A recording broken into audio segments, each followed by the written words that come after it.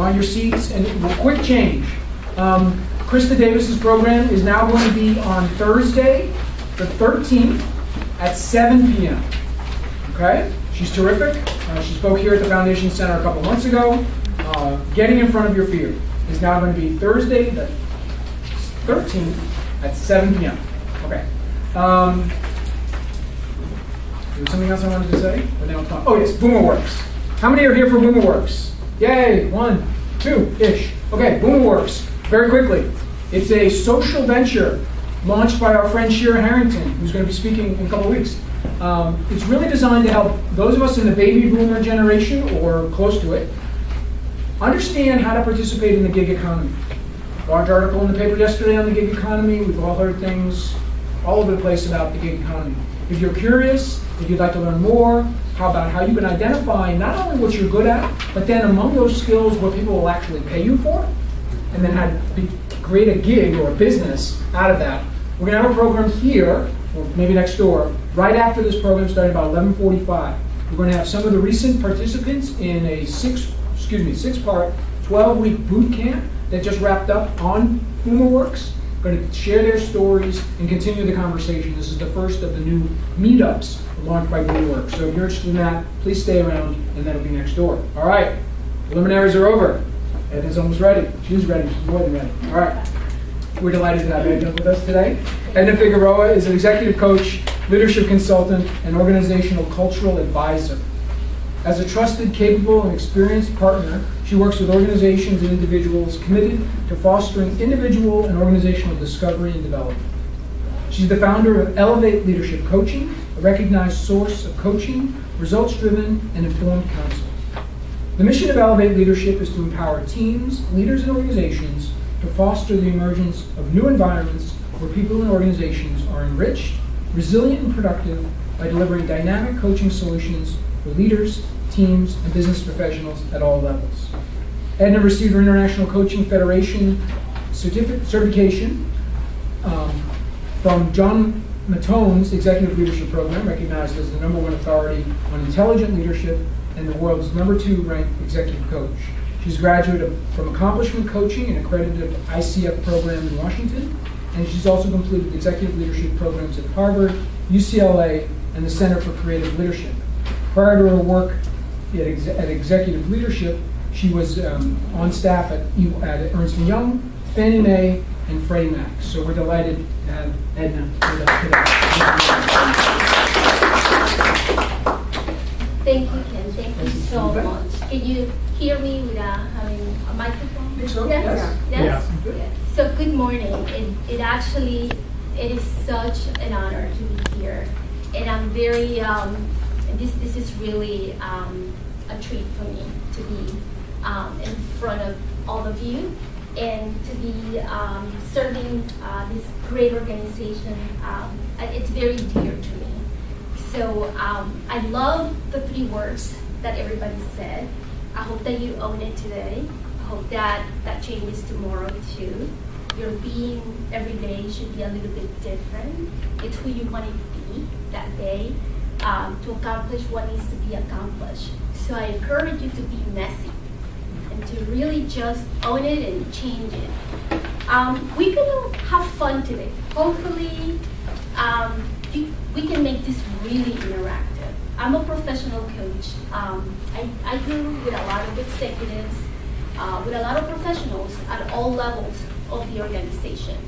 And I like to say that I'm in the business of developing great leaders at any level.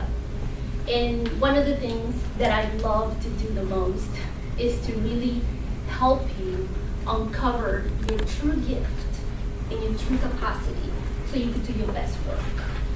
I take a lot of pride in working with organizations and individuals like all of you, and I take a lot of pride in helping you align your stated values with those of the organization so you can be impactful, right?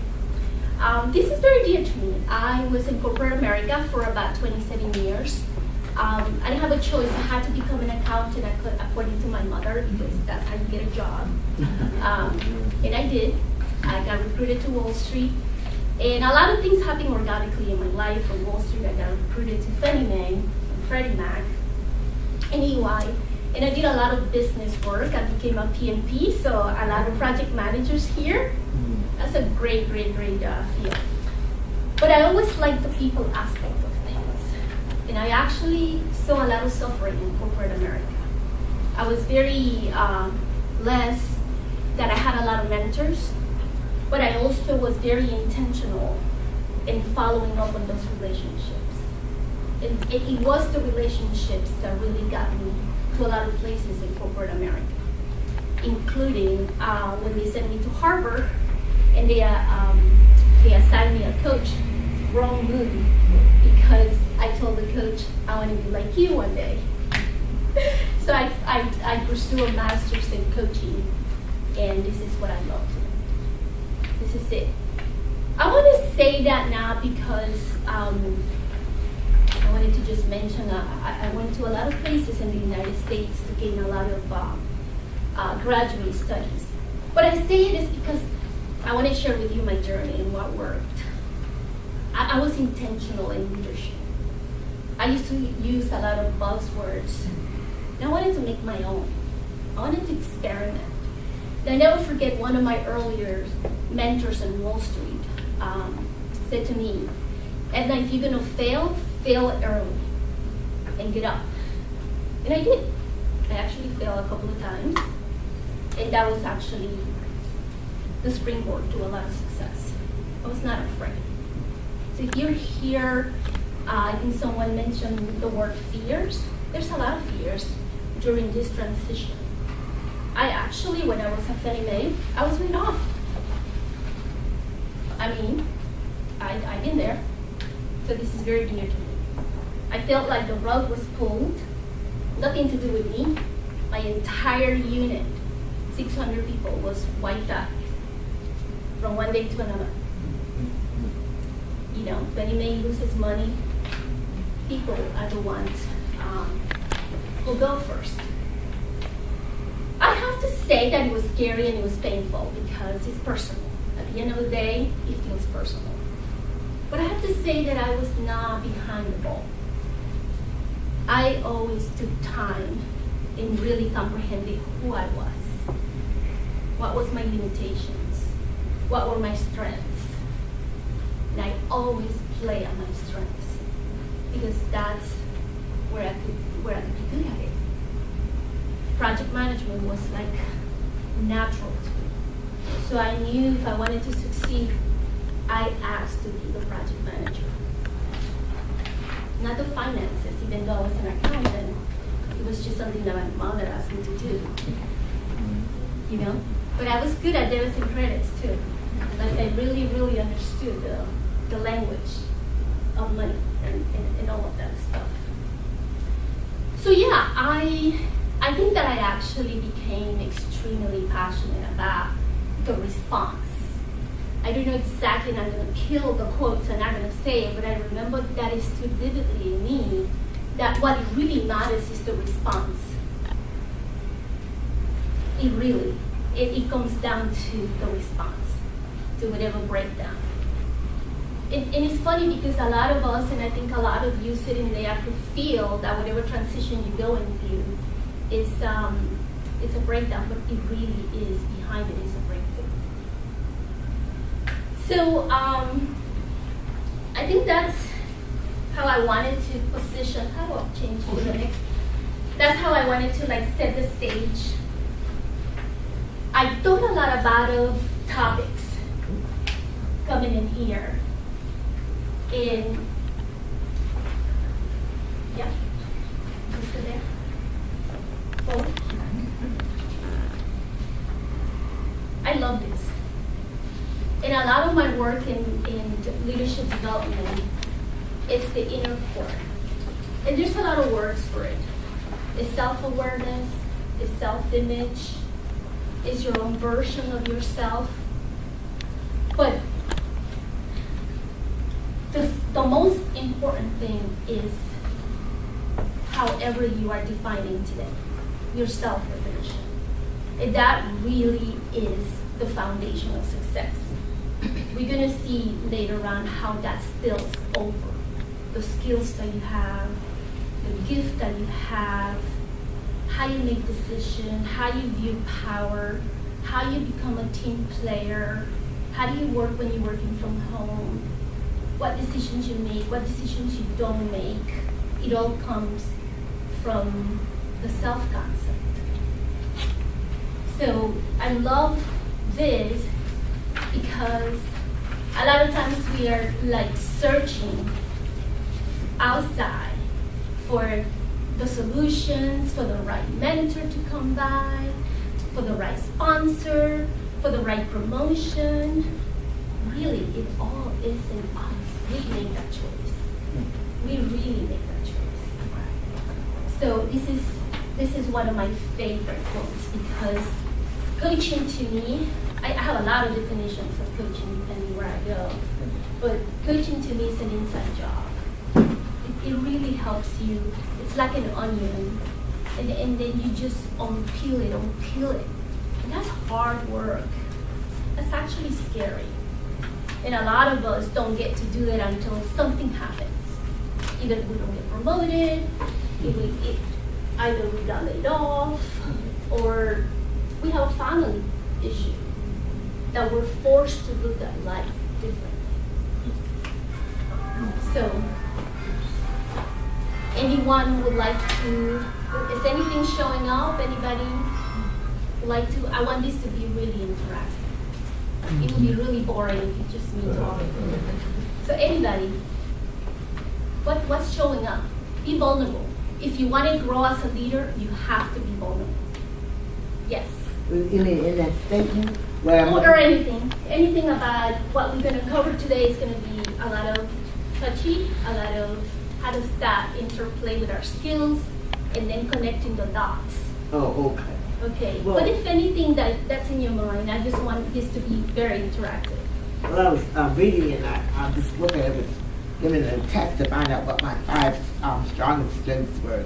So I did find that out, and I agree with the answers that I got. Yeah. My 5 strongest strengths in me. Yeah. Okay. So I guess from there I'd like to work and really make a list of my true ambitions or desires Yes. and purposes, You passions, mentioned that. and so forth. Yes, and you mentioned purpose. We'll touch on that because we all have to have a purpose there. Our mission as a leader. Who's the leader that we want to become? Leadership is just not coincidental, it's intentional. You know, the journey to become a leader just doesn't come by. You have to, it's a journey. It really is a journey that we all have to embrace. So I'm going to go here. And I'm going to move this chair a little bit. Can everybody see that? So I really like this.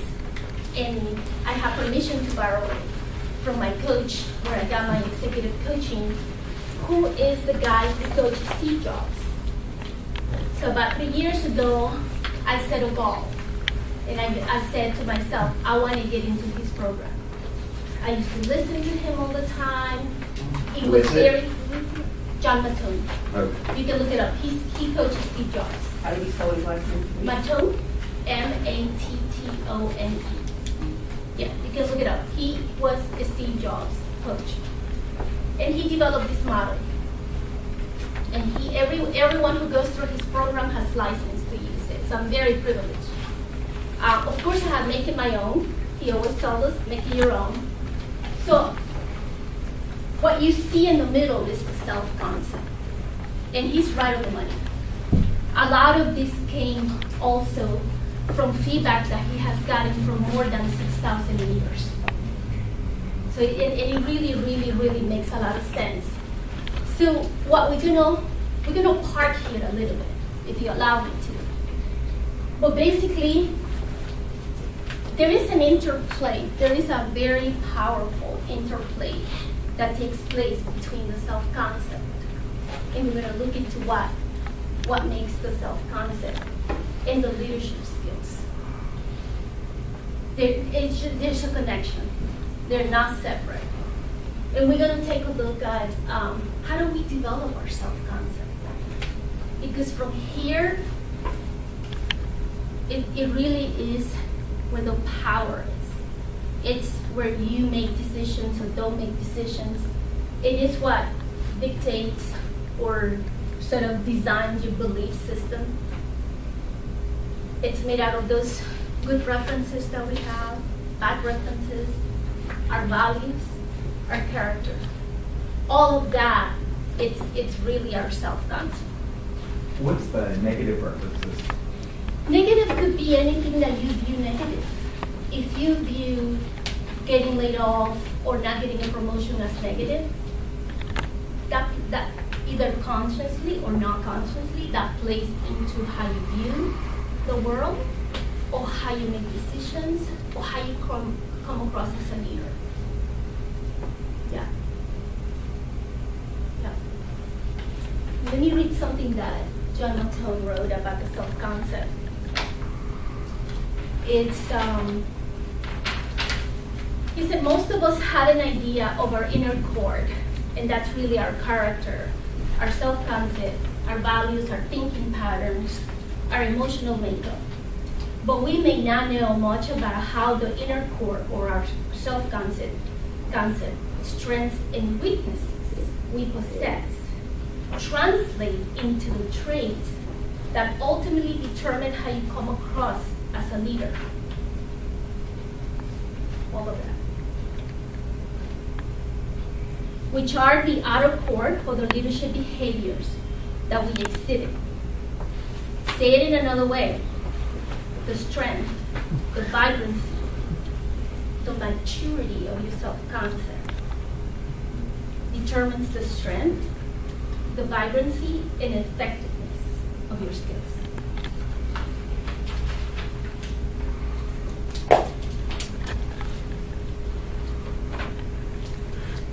It's in very simple words, really, and this is how I learned it was, if I have not such a great concept of myself because of how I was raised, of good references, those successes that you have. Whenever your boss told you were a superstar. I remember one time in Wall Street, and I never forget this, my boss told me, where can we get another one of you? That just stayed with me. That just stayed with me. I never let go. Because that was just a lot of confidence. What I have had negative kind of comments said to me, oh yeah, I make a choice whether that becomes part of my self-concept or not. And that truly empowers me, right? When I understand what my belief system is, do I feel that I'm weak? Do I feel that I'm a woman, that I'm a minority? Is that true? Really? I validate it. I have to validate that because that will impact how I make decisions about my career, about my life, about my next whatever. That definitely impacts my critical thinking. If I'm a project manager that have a very poor image, I'm not going to drive that project to the results probably that it needs to. I'm not going to be a team player. I'm not really going to be focused on talent. And the thing is that leaders who hire you, right, they expect you to be a leader. They expect you to know how all of this works. And I have to say that one of the things in corporate America, and that's why I became really encouraged to become a coach, is because there's not a whole lot of professional development. Companies spend less and less, very little. I think, a lot of it is technical training, compliance. 90% is purely compliance, especially if you're in IT. How many are in IT? I feel bad. It truly is compliance. And accounting. I mean, just to get the credits for the CPA and all of that is just, who has time for the good stuff? Who has time to really understand who you are and who you need to be? So let me stop. I've been speaking for quite a while. Let's engage in the conversation. Does it make sense? So speaking to you is pretty powerful. And I want to make it simple, but it's pretty powerful. Does anybody have the courage to share how do you view yourself?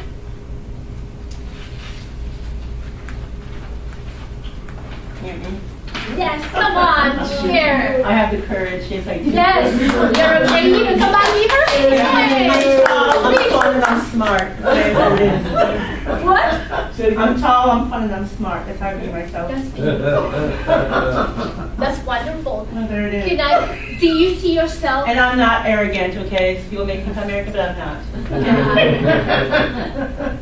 What would you say are your strengths? Do you know what your strengths are in terms of leadership skills? I know. Yeah. Yeah. I know what I want. I want to know what needs to get done.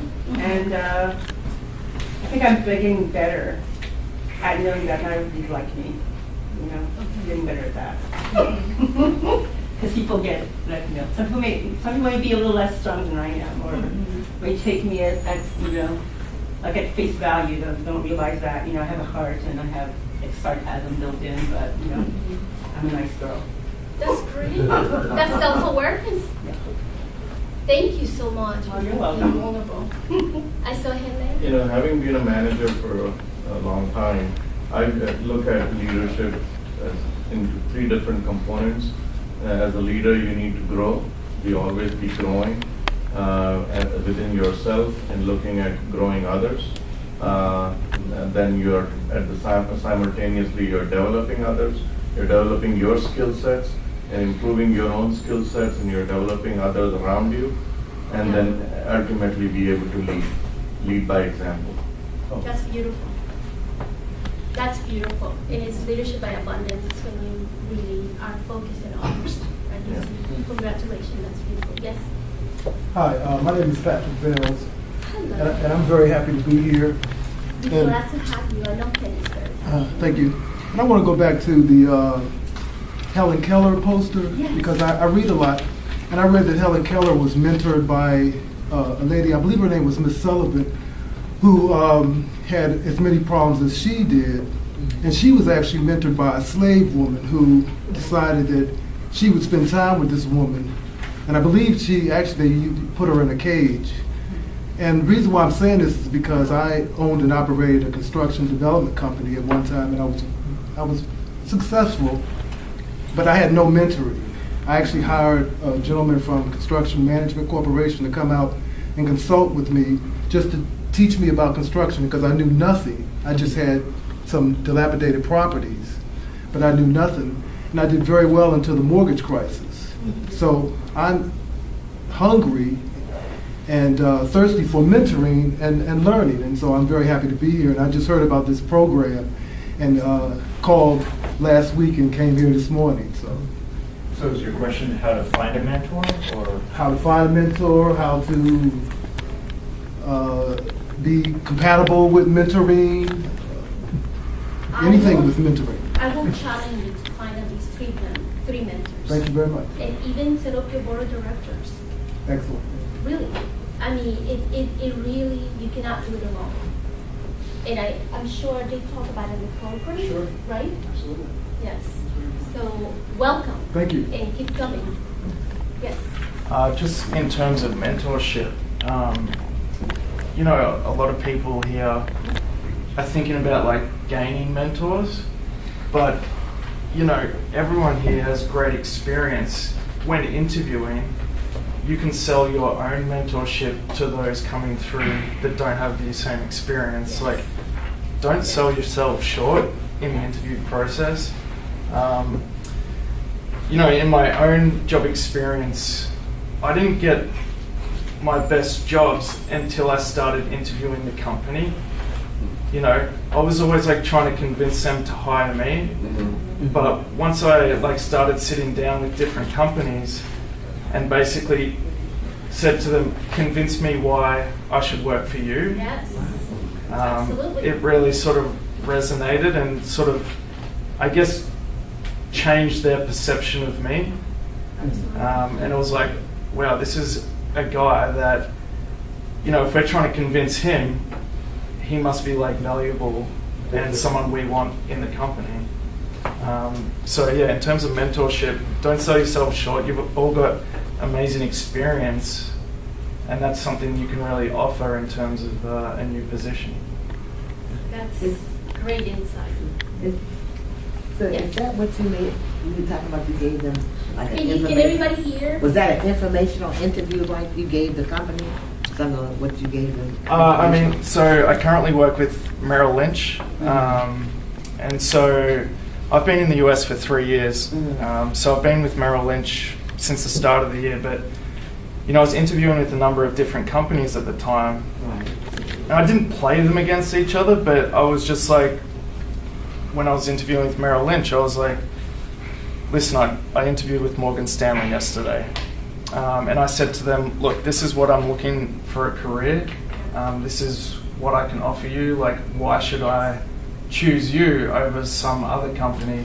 And, perception is reality. So when someone's interviewing you and you're basically saying, what is it about your company that should convince me that this is the perfect place for my next step in the career?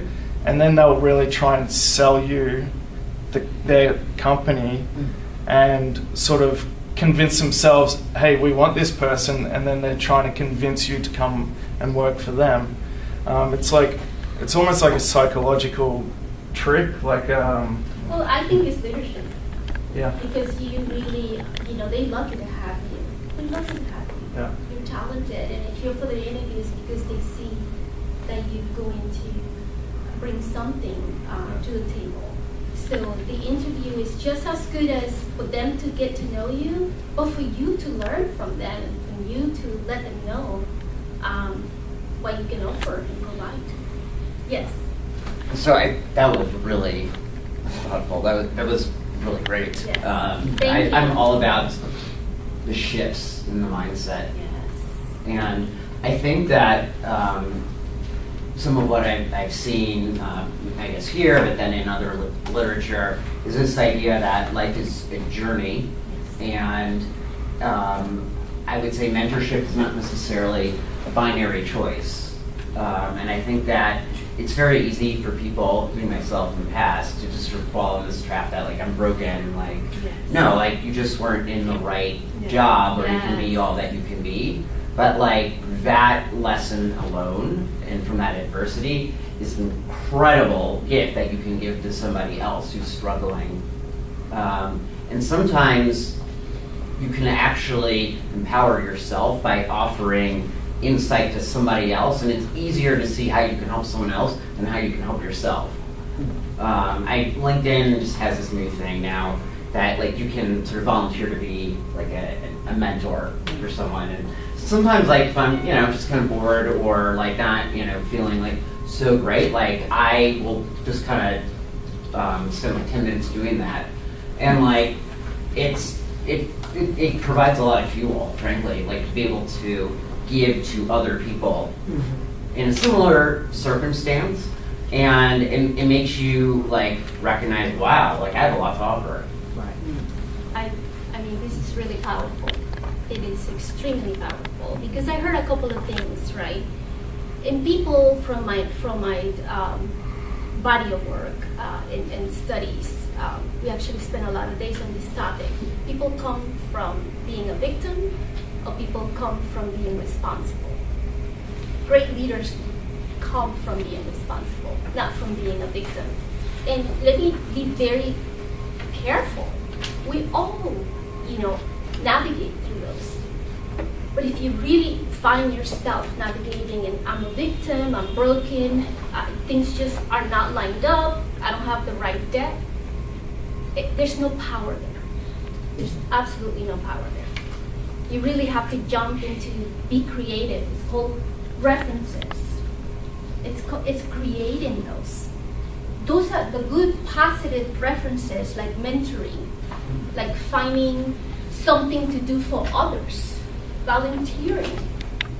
Because you never know who you're going to meet, and you never know who you're going to serve. And the other thing, though, like, to flip the switch, is to see your adversity as a strength. Yes. And like, that's gonna create new opportunities for you. So it's just a total reset. It is the unknown, right? I think that we all play in the comfort zone. The skills that we know, the job that we have for a long time, what feels good. But really, if you want to be successful, you got to go to the unknown, and you're gonna have to take some risk. I mean, when I became an entrepreneur, I knew it was gonna be a journey. I knew there were gonna be lots of downs and ups, and yeah, there's been a lot of downs, but there's been a lot of victories too. It really is. It really, finding that spot where you have such a strong inner core. And there's nothing like it. You really are fulfilled. You're not afraid. You know yourself. You can actually have fun developing this. You become curious about what your weaknesses are. I always tell my clients, you are at a bad space if you have a manager coming and telling you about your weaknesses. You are the leader. You need to know that. You need to know what your gaps are all the time. There's no substitute. There's no shortcuts. You don't want to go to an evaluation or a performance review and be surprised. That's not leadership. I mean, you could use those conversations to get more insights, to validate the areas where you need to improve. But doing this work, you really are to hone in where your gaps are, and what are the skills that you need to really hone in for that job that you have or for the job that you want to have, and understand your limitations and have a plan for how you're going to go get it. Really good stuff. Anybody else? Really, really good stuff. So can you expand a little bit about, because I agree with you completely, I'm paraphrasing the quote, it was your strength of self-concept and or self-awareness determines the effectiveness of your leadership skills. Completely, totally agree with that. Yeah. And there was a recent statistic I read that there's like 95% of us think we're self-aware, but only like 15% of us truly are. Do you have some thoughts on how we become, more self-aware or have a stronger self-concept?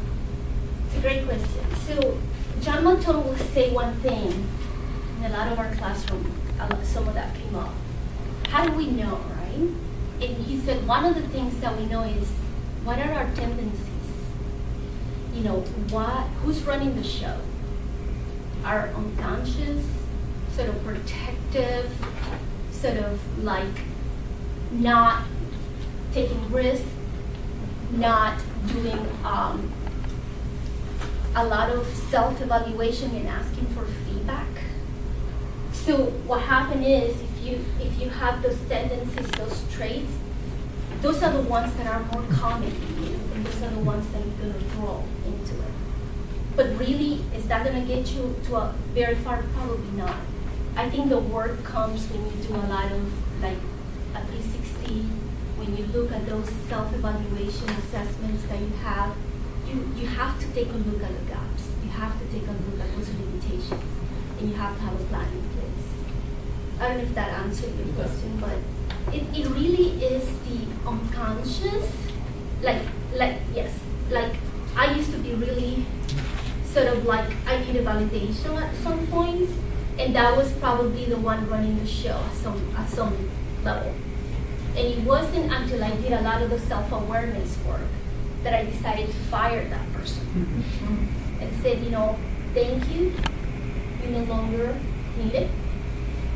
Let me be confident. And I chose to be confident. So it's a choice. It really is. Yes? I think you answered my question. I kind of answered what you're thinking. Doesn't ask you what your limitations were, and you kind of just told me that it was about needing validation, right? It is, yeah. Some of it is. For me, it was, I was very intimidated working with a lot of senior leaders and male. I have to be honest, and I just, you have to just normalize it. It's okay to have fears. It's okay to really go and not feeling, 100%. You just have to face it, normalize it. Emotions are there.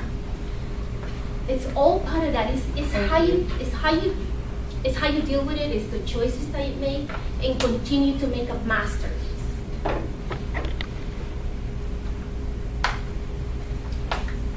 Okay, good stuff. Let me see what's the next slide. So, I think let's talk a little bit into like how do we move them? How do we work this self-concept and this whole leadership model, right? Once you better understand your innermost core of your self-concept or image, you will know your potential, for sure. You will know your potential, and that's a big deal. Knowing your potential is a big deal, because knowing your strengths and knowing how much more, there's one thing that you can definitely find out in here, and that's your passion. That's your passion.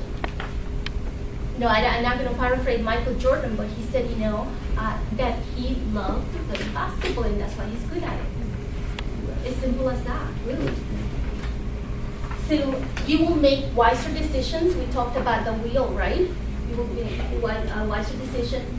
Be more prepared to lead change, right? If you have that strong concept, change is not just going to come and rock the boat for you. You're going to be in charge. You're going to create teams better because you know yourself. And you get to know others better. You know where they're coming from. You know the being. You know who are they being. Because you're so self-aware, you're doing so much work on yourself, that you really are able to have better people skills. Because then you understand that this person is coming from fear, and you can coach them, and you can help them develop. You're going to be able to resolve conflict better because you're not going to take things so personal. You're not going to get stuck. A lot of people that don't have self-awareness get stuck. And you're going to communicate in better ways. You're going to continue to elevate yourself because you're going to find out your passions, and you're going to set goals, and you're going to have that. You're going to be active, not passive, about your careers, about your life, about everything. So, what are the questions, right? And I invite you, all of you, because I'm learning as much from you, believe it or not. How do we know, how do we engage this work of knowing ourselves better? I will start by trying to answer one question, is knowing what is serving you right now and what's not. One example could be, are you getting a lot of interviews? And if you're getting interviews, where does it stop? Does it stop with you being nervous and that story playing in you, that you're not good enough, or that you got laid off and you have to overcompensate in your words because you're afraid that they may say, well, she may not be the best. All of that stuff is just a story that you have to put in the side. Yes? Most people don't know that all of us are emotional. And that when you know you're emotional, you begin to hear other people with opposing views. And when you hear opposing views, you become more emotionally intelligent. And you think for more a week than a second.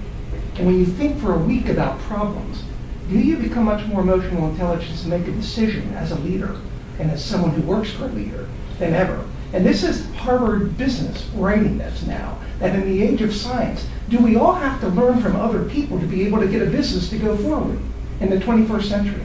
It's a big debate, but it's coming more and more. And these are all Harvard professors, and all the bigger universities are writing this now in MBAs. I didn't know this a year ago.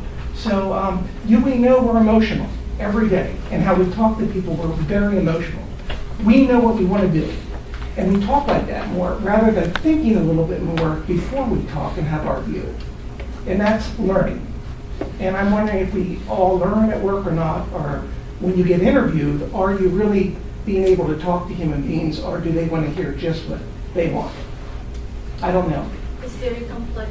Depends. You know, some Big debate there. Yeah, some people, that's the challenge, right? Some people want to hear what they want to hear, and other people are much more open. I don't know if that was, you had emotional leadership, and I'm not sure.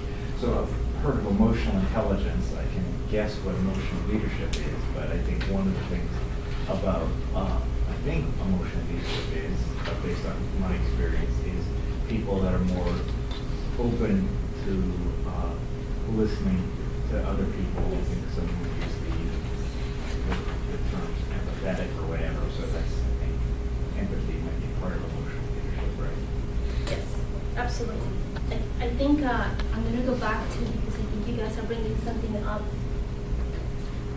The emotional aspect is a big deal, and it's an area that there's a lot of debate, and it shows up, and it's inevitable. We have to deal with it. We're going to go at the end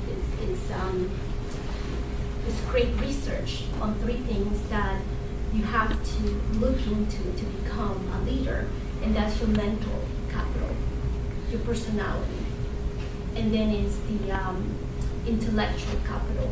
It's the skills that you know, and then is your social capital. And Harvard is doing a lot of work on that, and I'm all over that. But it makes sense. Those are the 3 tenets. And I asked Matone. Say those 3 again. Mental. We're going to go through it. It's the mental capital. It's your personality.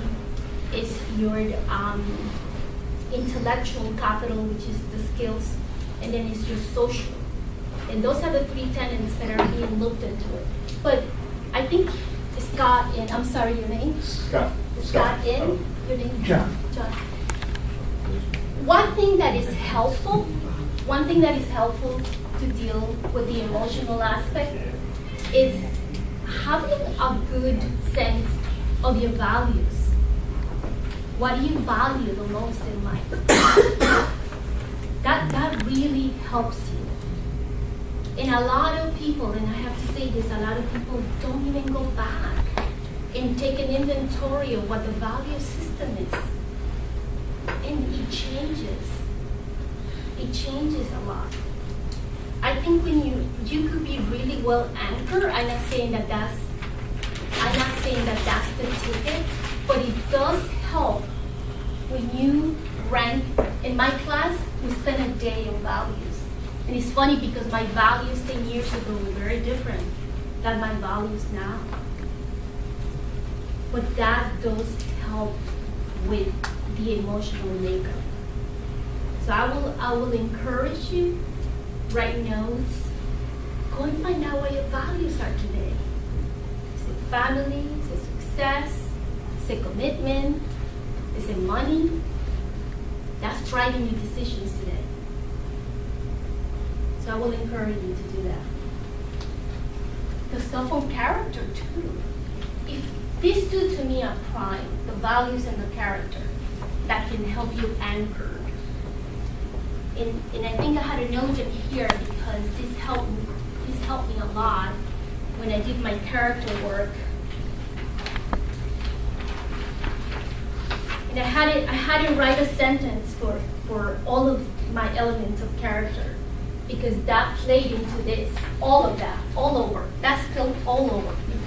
Courage. Who am I being in terms of courage?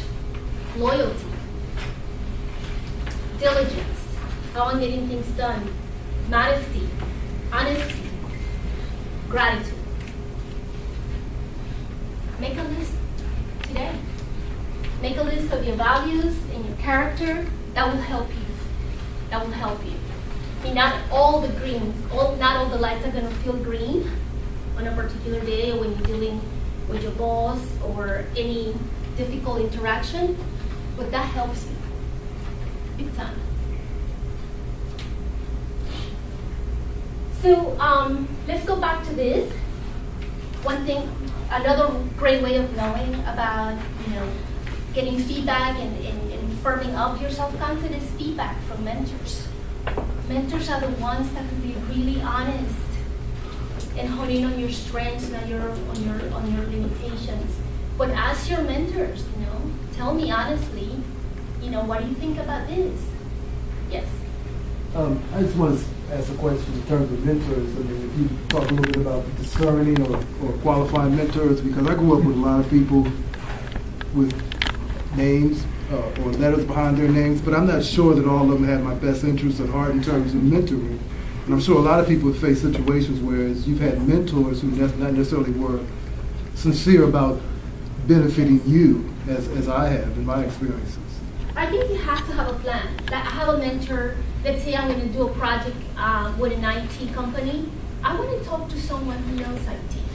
And I ask them what blockchain is and all of that, and they explain it to me, so I sound smart when I go. Okay. And I know more about blockchain than anybody else that I'm supposed to know. But I'm curious to find out. And I'm very curious to learn. And we'll talk about the intellectual capital, how important it is now. But I will get a lot of mentors. People think that they should have one mentor. Get a mentor in that one area that you're not so good at it. Get a mentor in different areas of your life. I have a board of directors. That's how serious I am about my development, about my success. And it's not just a one, right? I offer them too. Don't come to a mentor session just expecting to receive. Bring something to the table. Really go. I think somebody asked, the last class, was he a Kawa? Was it Kawa? He just nailed it, When you in your interaction with others, really take time to get to know the other person. That is so powerful. That's how you're really gonna have that relationship. Yeah, if he comes again, I will suggest you to come and listen to him, because he's all about, you. Okay. I could not emphasize more the leadership assessments. There's so many out there. And they don't show potential, but they show some signs of strengths and weaknesses. I will own them and really make a plan and talk to your mentors. How do I develop the skills? Sometimes I encourage you not to get hung up on the sort of like not such a positive thing. Those are areas of development. It's the stuff you're not showing up. There's suppressed gifts. There is like a backpack that you're carrying with a lot of gifts, you're just not using them. Knowing which of your traits are more active, I think we talked about that before. That sometimes somebody's running the show, knowing how do we come across more. Sometimes as a project manager, I have to stop being a project manager in a project. And I had to become a leader because I had to deal with conflict. So it's being comfortable. It's not like I'm a certified PMP and I'm going to do that all day long. No. I had to step out of that role.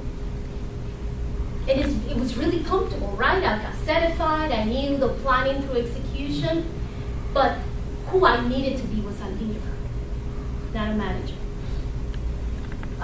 Understanding the thoughts and behaviors that can derail you. Oh, that one it's really, really powerful. And I think we all know which ones are those. Knowing your self-awareness is key, and is definitely understanding your potential. The journey you take to strengthen your inner core can be one of the most rewarding ones in your life. I cannot stress this. I think we talked about this. There is absolutely no other way to really start digging into the leader that you must become to achieve what you must achieve, unless you really know yourself, unless you really know your gaps, unless you really know your strengths. It really is the path, we talked about this, to understanding yourself and others. And it is the foundation for teaching and empowering yourself to become always more capable, committed, and connected. Those are the three most positive outcomes that I would like to leave with you today. You will become more capable, more committed, and more connected with 3 C's. Whatever your journey whatever journey you're in, he will help you take it completely.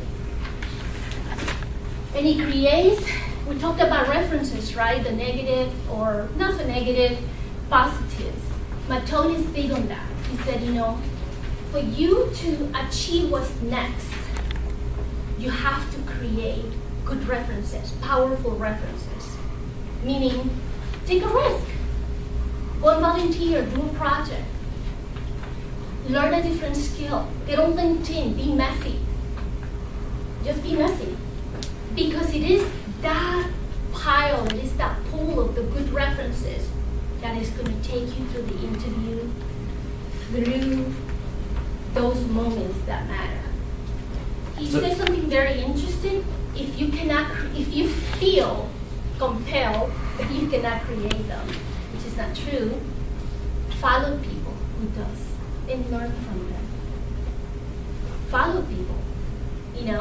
If when I wanted to become an executive coach, I followed John Matone everywhere, and 3 other coaches, and I read their books, and I saw how they handle. I followed them in LinkedIn. So now I'm able to create a lot of the success that they were able to create. Not to that magnitude, but they're very powerful in my book. So creating those positive references will almost get rid of all your negative things that you have heard or that you feel they're negative, not so empowering. That's the key. Yes. You said John Matone. Can you spell that name for me, please? John, and Matone is Mattone. You can follow him in LinkedIn. Okay. How are we doing on time? Okay. So moving forward, right? What a couple of things. There's a lot. I probably would have given you pages on this, but I think that one of the things that I will encourage you now is not continue to learn, be intentional in learning about yourself, but the learning agility is huge. It really is learning all of the skills that you see on LinkedIn, that you see whoever you following. If you're in any industry, PMP or IT or architectural, follow those leaders and see what skills they're focusing. That's key. I don't know what they were, but LinkedIn published something, and they said that the top 3 skills today were not on the books like a year or 2 years ago. That's pretty scary. I bet you blockchain is probably one of them. Yeah, pretty scary. I do that a lot. That's like on top of my list. Every morning I spend an hour or 2 reading something that I don't know and learning something. It's very intentional. It's super intentional. We talked about these 3 things that are having, maybe I can say you, but there's a lot of research into the characteristics of a leader that's being done by Harvard right now, and is the mental capital. That's our personality. It's really understanding your personality and everything that goes in there. And then the skills, we're back into the intellectual capital, your skills. And last but not least is your social capital. Do not think that being online, you are connected. You are not. Okay. That is the biggest lie. If somebody likes your post, it is the worst thing that has happened. You have to get out there. I love that book, Don't Have Lunch Alone. This is the place.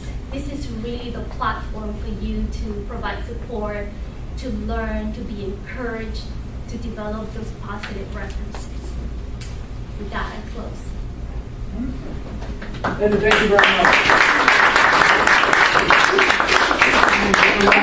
Plus, we have a couple of little mementos here for you. Finally, I have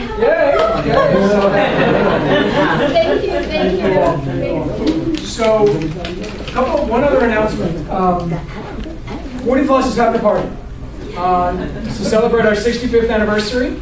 So I'll invite all of you to join us. Monday, October 22nd, at between 6 and 8. And we're going to be just around the corner at an interesting little venue called Prequel, which is an incubator restaurant space. They bring in a rotation of different chefs every 3 to 6 months, and that are trying out a new concept or thinking about launching a new restaurant. So we'll be there. So mark your calendars, October 22nd, to celebrate our 65th anniversary with really a focus on the power of volunteers, the power of the spirit of people helping each other. And we're going to recognize some of our long-term volunteers, big people who have made it possible for us to be here today and celebrate all of our relationships for the future. So keep that in mind. Next week is Labor Day. We will not be here. So please enjoy your holiday. However, in 2 weeks, our good friend Sharon Arrington will be back talking about how to update your resume and make your LinkedIn pop. And we know that those are the 2 key tools in our branding arsenal to help us land the interview, and then it's all about us.